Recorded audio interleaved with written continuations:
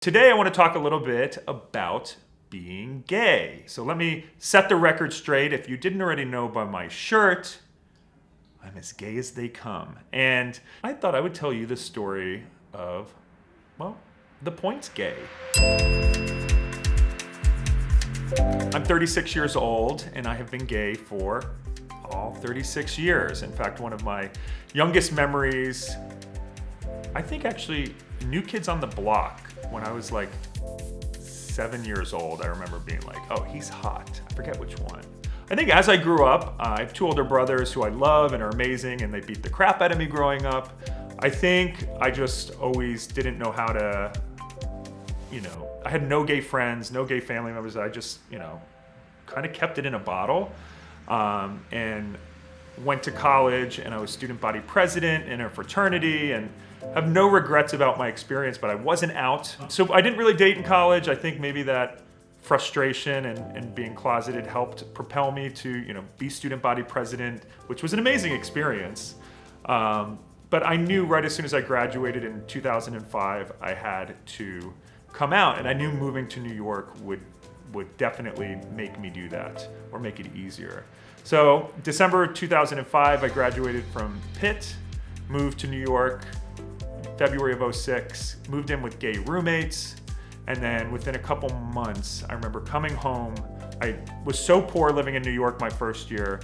I would go home to my parents' house outside of Philly, and mostly because I couldn't afford to do anything in New York. But I knew I had to come out to my parents. My parents are amazing. They're like my best friends. So I just came home. It was a Sunday. I was about ready to get the train back to New York. It was at dinner with my parents, and I remember just having a total out-of-body experience and saying, I have something to tell you. And then I said, I'm gay. And immediately I felt like a ton of pressure, but then also I just started like bawling, crying. Just not because I was afraid. I think it was just more ashamed that I hadn't like let them in on this, huge thing of like who I am. And my parents immediately were amazing. And my dad told me, oh my God, Brian, I still love you all the same. My mom, I think one of her first questions was, do you have gaydar? Does this mean you have gaydar? Because she has the worst gaydar in the world, Mom. So I came out at 22, and immediately it was just a huge weight off of my shoulders. I know a lot of people, every situation is different, but I have never met someone who has regretted coming out and said, I wish I hadn't. Even if it causes pain or if someone doesn't like you, well, guess what? You only live once. You have one chance to live an authentic life. That leads me to doing the Points Guy, I started June of 2010, and the success of the Points Guy has been, there's a lot of other Miles and Points blogs, but none of them ever put their personality into it. There's a lot of other bloggers in the travel space in Miles and Points. If you look at any of their flight reviews, you'll never see their photo. They don't really do social media, and that's great. Not everyone has to, but for me, I think the success of the Points Guy is putting myself into the brand. People come to the Points Guy to travel.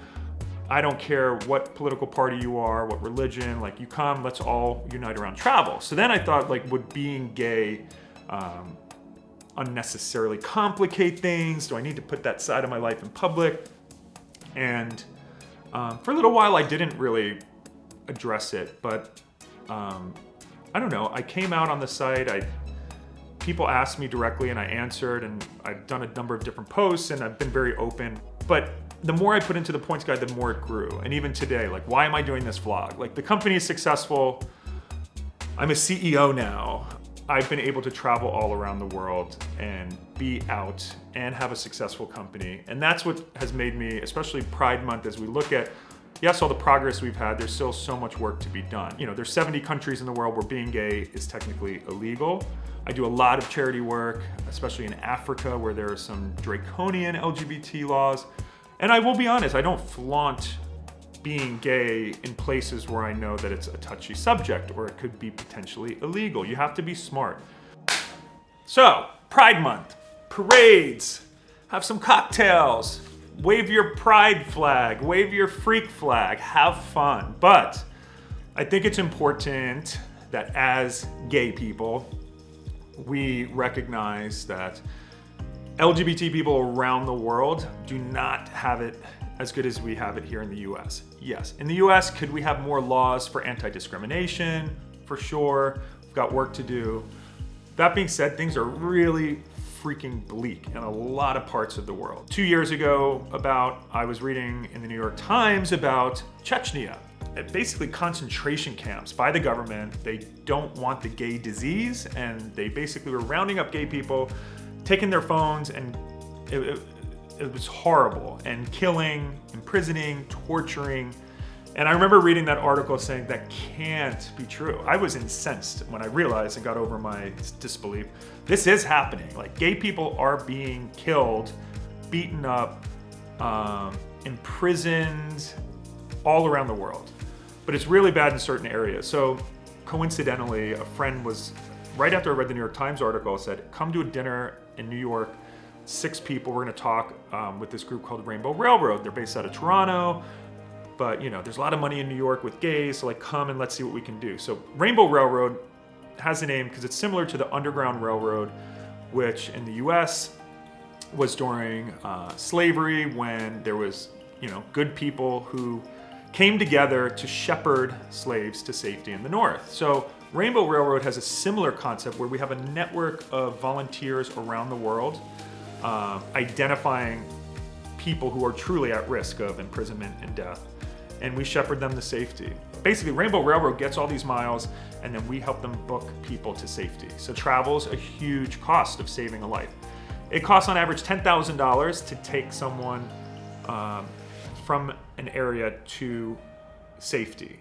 So we've donated miles. Last year for my birthday, I did a Prizeo campaign where I gave away 500,000 of my frequent flyer miles. This year, we've got even more readers. So go to prizeo.com/savelives, and you can donate. The money will go to Rainbow Railroad, but the more you donate, starting at $10, the more you donate, the better prizes there are. So you can get t-shirts and different reader events we're doing across the country. If you want to, shell out a cool 50 grand, I'll take you on a zero gravity flight, and we'll try not to puke on you. So basically, the more you donate, you can win the grand prize. But we really want to raise $1 million. We want to save 100 lives this Pride Month. It's important that we celebrate our successes, that we have fun, but I feel a personal responsibility. Travel has changed my life for the better. I've built a whole brand and a business, and I'm living my dream, that I think it's important that we help out our brothers and sisters who don't have it nearly as good as us. So please, if you've got $10, 10,000, donate to our campaign and help save lives. Prizeo.com/savelives. It's pretty simple. You can win some amazing prizes, but the best prize of all is knowing that you helped save someone's life. Happy Pride, be safe, and subscribe. Even if you're not gay, we are straight friendly here.